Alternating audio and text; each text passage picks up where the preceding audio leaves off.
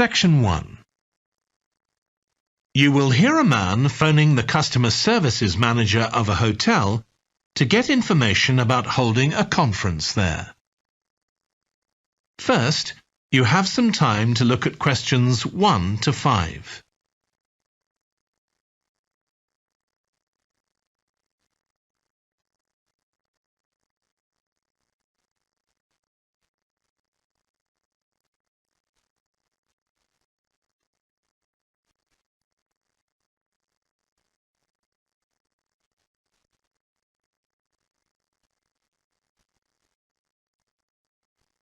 You will see that there is an example that has been done for you. On this occasion only, the conversation relating to this will be played first. Hello, Flanders Conference Hotel. Oh, hi. I wanted to ask about conference facilities at the hotel. Have I come through to the right person? You have. I'm the customer services manager. My name's Angela. The name of the customer services manager is Angela. So Angela has been written in the space. Now we shall begin. You should answer the questions as you listen because you will not hear the recording a second time. Listen carefully and answer questions 1 to 5. Hello, Flanders Conference Hotel. Oh, hi. I wanted to ask about conference facilities at the hotel. Have I come through to the right person? You have. I'm the customer services manager. My name's Angela. So, how can I help you? Well, I'm calling from Barrett and Stanson's. We're a medical company based in Perth. Oh, yes? And we're organising a conference for our clients to be held in Sydney. It'll be held over 2 days, and we're expecting about 50 or 60 people. When were you thinking of having it? Sometime early next year, like the end of January. It'd have to be a weekend. Let me see. Our conference facilities are already booked for the weekend beginning January the 28th. We could do the first weekend in February. How about January the 21st? I'm afraid that's booked too. Well, let's go for the February date then. So that's the weekend beginning the 4th. Okay.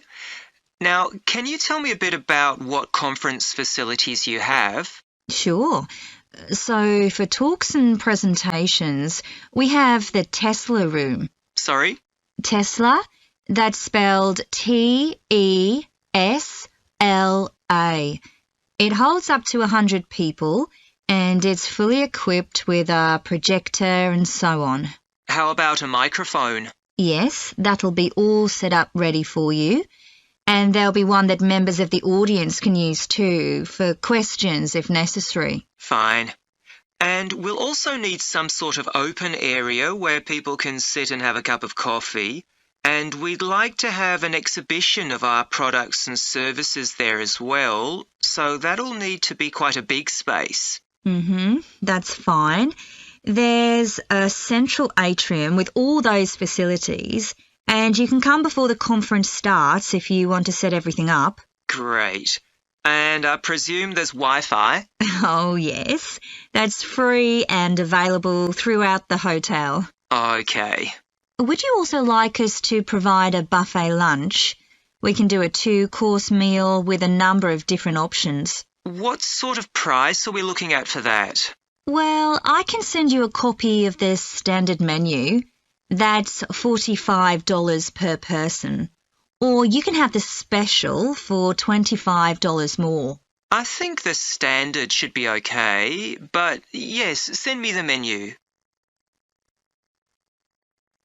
Before you hear the rest of the conversation, you have some time to look at questions 6 to 10.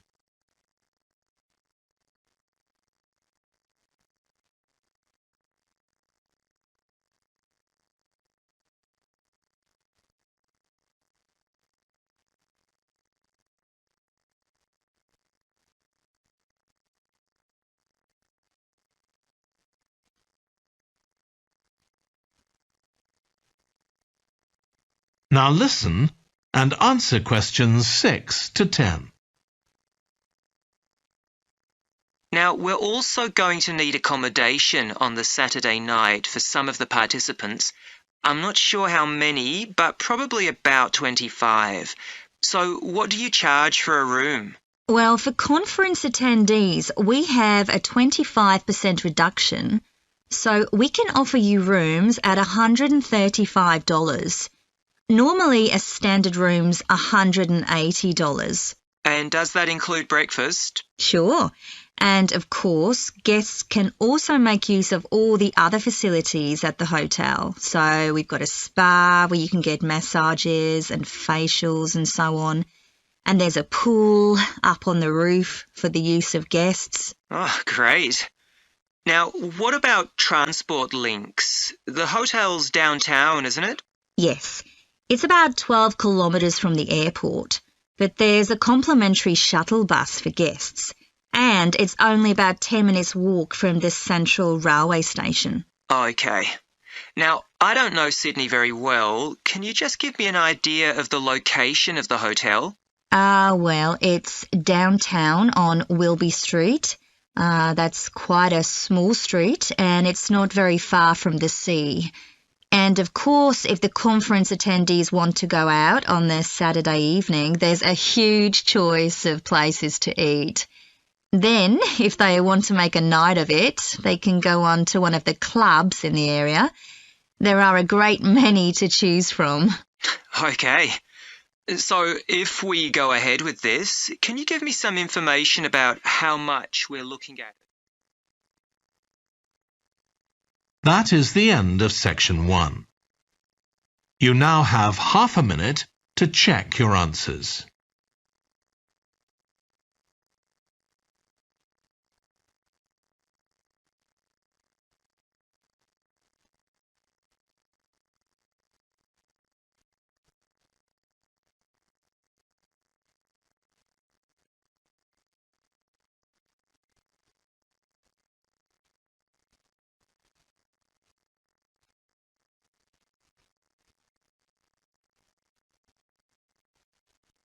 Now turn to section 2.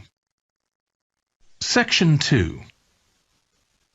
You will hear a woman talking to a group of college students about volunteering to help other people. First, you have some time to look at questions 11 to 14.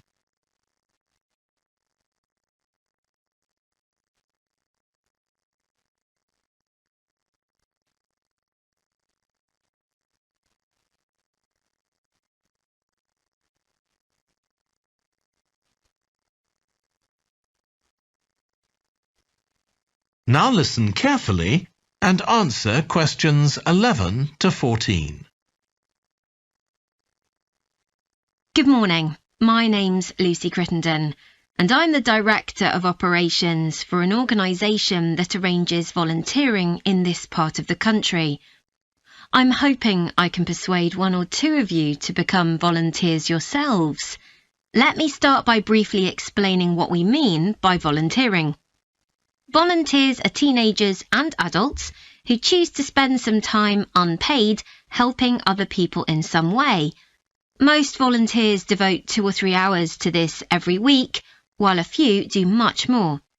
The people they help may have physical or behavioural difficulties, for example. Volunteers can do all sorts of things, depending on their own abilities and interests.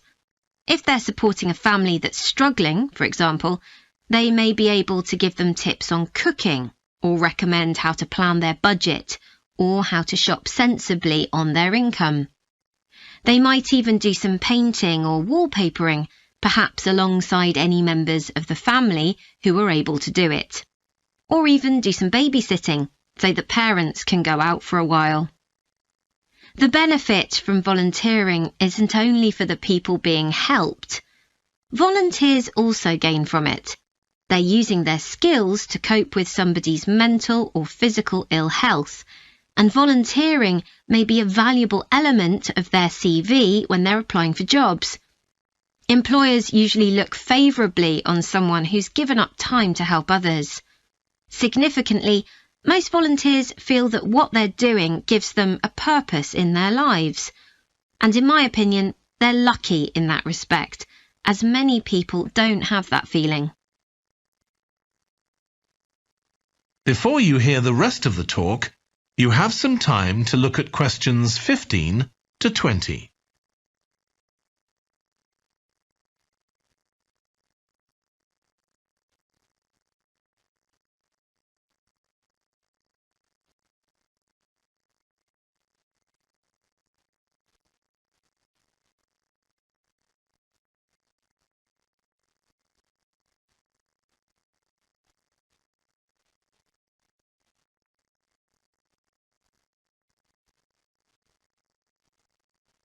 Now listen and answer questions 15 to 20.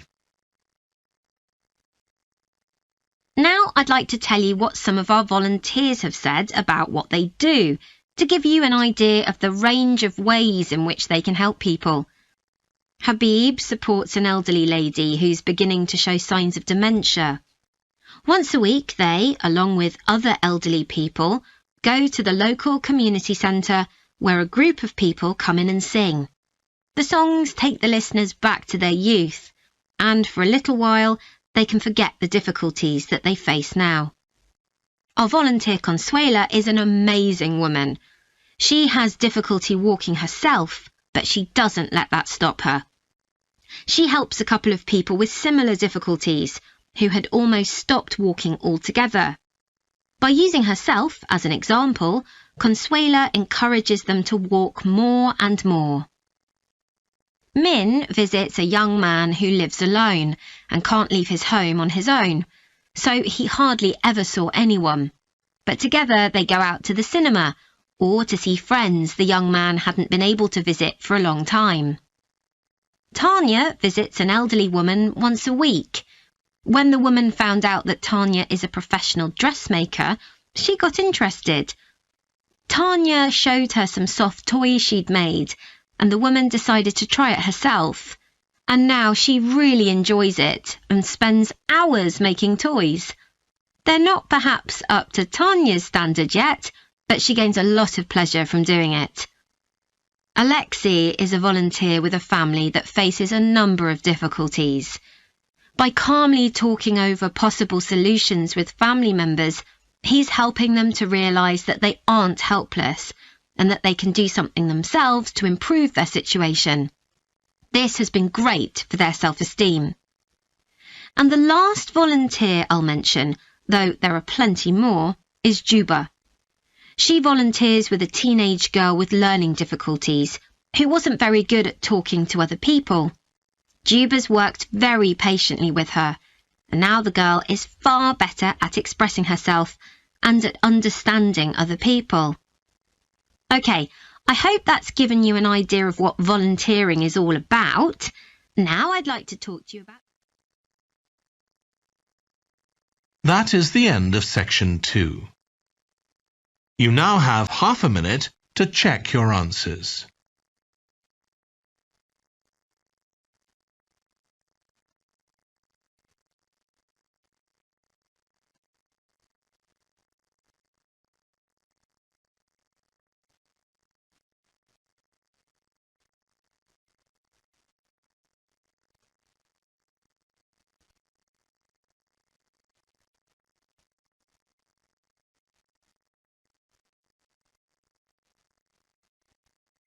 Now turn to section 3. Section 3. You will hear a trainee music teacher called Joe talking to his supervisor about the school marching band that he has been given responsibility for. First, you have some time to look at questions 21 to 26.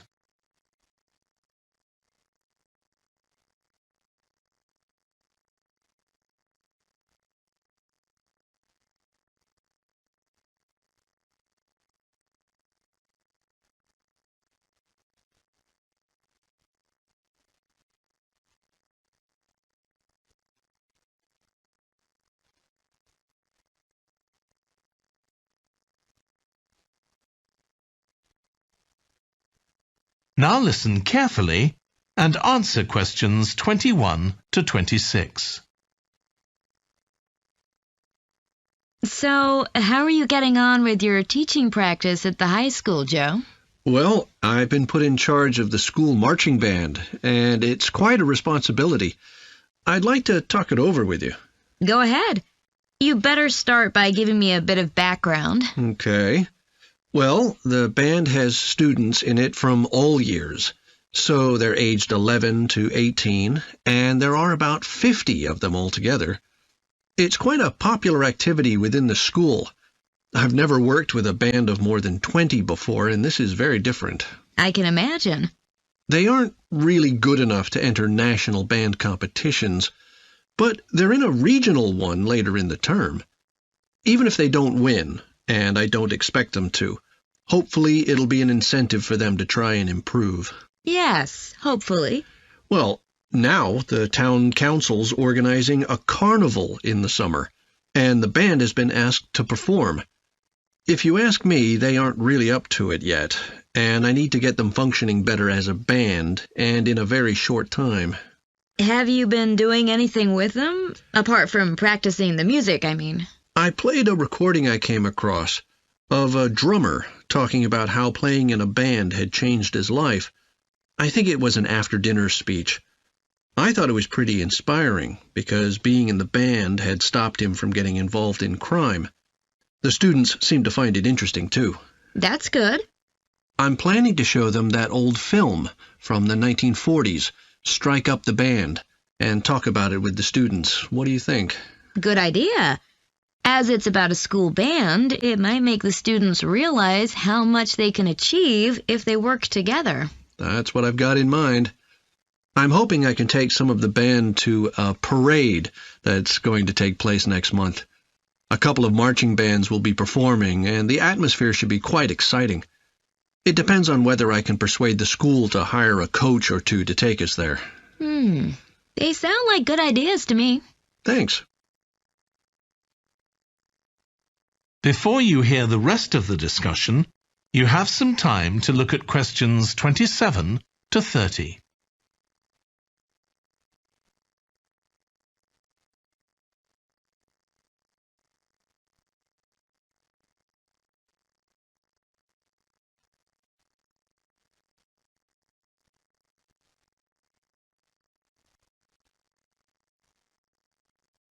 Now listen and answer questions 27 to 30. Can I tell you about a few people in the band who I'm finding it quite difficult to cope with? I'm sure you'll have some ideas about what I can do. Go ahead. There's a flautist who says she loves playing in the band. We rehearse twice a week after school, but she's hardly ever there. Then she looks for me the next day and gives me a very plausible reason. She says she had to help her mother, or she's been ill, but to be honest, I don't believe her. Oh dear. Any more students with difficulties? Plenty. There's a trumpeter who thinks she's the best musician in the band, though she certainly isn't. She's always saying what she thinks other people should do, which makes my job pretty difficult. She sounds a bit of a nightmare. You can say that again. One of the trombonists has got an impressive sense of rhythm and could be an excellent musician, except that he has breathing difficulties, and he doesn't really have enough breath for the trombone. He'd be much better off playing percussion, for instance, but he refuses to give up, so he ends up only playing half the notes. I suppose you have to admire his determination. Maybe.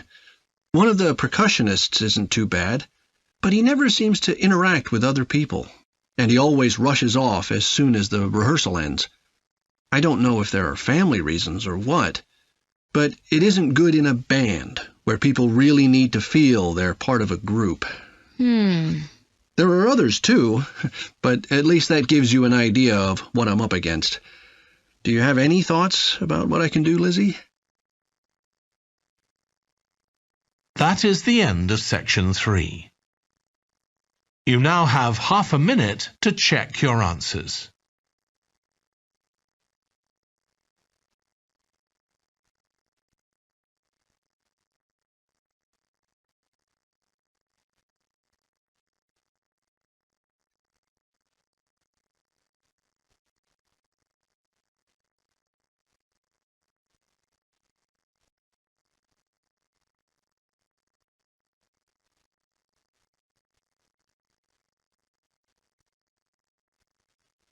Now turn to Section 4. Section 4. You will hear a British University lecturer in music talking about concerts in an arts festival. First, you have some time to look at questions 31 to 40.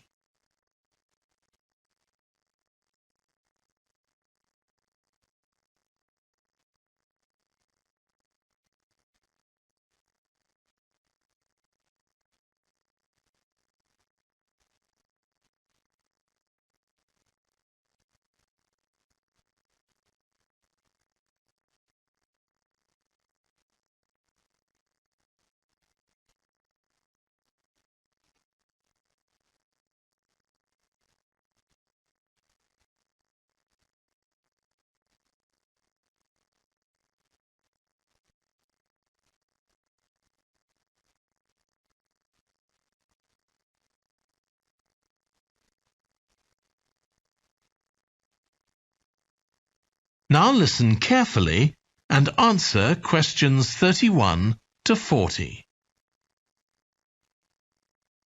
As you all know, the university is planning an arts festival for later this year, and here in the music department we've planned 3 concerts.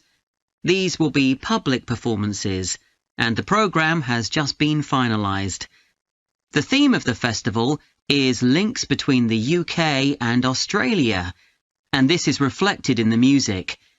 Each concert will feature both British and Australian composers. I'll tell you briefly about the Australian music, as you probably won't be familiar with that. The first concert will include music by Liza Lim, who was born in Perth, Western Australia, in 1966. As a child, Lim originally learned to play the piano, like so many children, and also the violin. But when she was 11, her teachers encouraged her to start composing. She found this was her real strength, and she studied and later taught composition, both in Australia and in other countries. As a composer, she has received commissions from numerous orchestras, other performers, and festivals in several countries. Liza Lim's compositions are vibrant and full of energy, and she often explores Asian and Australian Aboriginal cultural sources, including the native instrument, the didgeridoo. This is featured in a work called The Compass.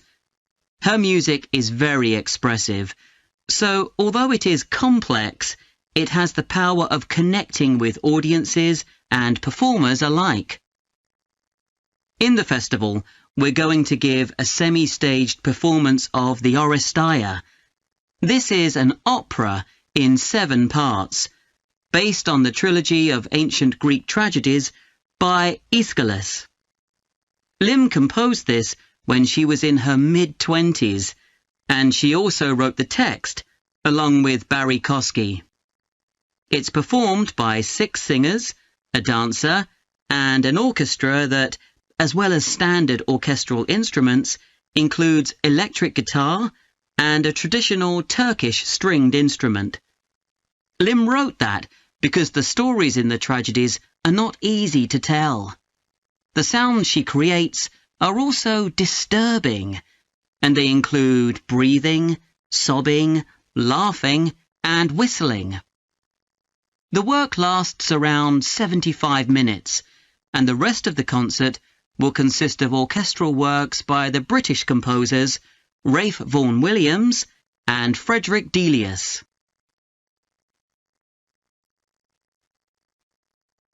Moving on now to our second concert. This will begin with instrumental music by British composers Benjamin Britten and Judith Weir. After the interval, we'll go to Australia for a piece by Ross Edwards, The Tower of Remoteness. According to Edwards, the inspiration for this piece came from nature, when he was sitting alone in the dry bed of a creek, overshadowed by the leaves of palm trees, listening to the birds and insects. The Tower of Remoteness is scored for piano and clarinet. Edward says he realised years after writing the piece that he had subconsciously modelled its opening phrase on a bird call. Ross Edwards was born in 1943 in Sydney, Australia, and studied at the Sydney Conservatorium of Music and the Universities of Adelaide and Sydney. He's well known in Australia, and in fact, he's one of the country's most performed composers. He's written a wide range of music, from symphonies and concertos to some composed specifically for children. Edwards's music has been described as being deeply connected to Australia, and it can be regarded as a celebration of the diversity of cultures that Australia can be proud of. The last of the three Australian composers to be represented in our festival is Carl Vine. Born in 1954, Vine, like Liza Lim, comes from Perth, Western Australia. He took up the cornet at the age of 5, switching to the piano 5 years later. However, he went to university to study physics before changing to composition. After graduating, he moved to Sydney and worked as a freelance pianist and composer. Before long, he had become prominent in Australia as a composer for dance, and in fact has written 25 scores of that type. In our third concert, Vine will be represented by his music for the flag handover ceremony of the Olympics held in 1996. This 7-minute orchestral piece was of course heard by millions of people worldwide, and we'll hear it alongside works written by British composers Edward Elgar and, more recently, Thomas Adès. That is the end of section 4. You now have half a minute to check your answers.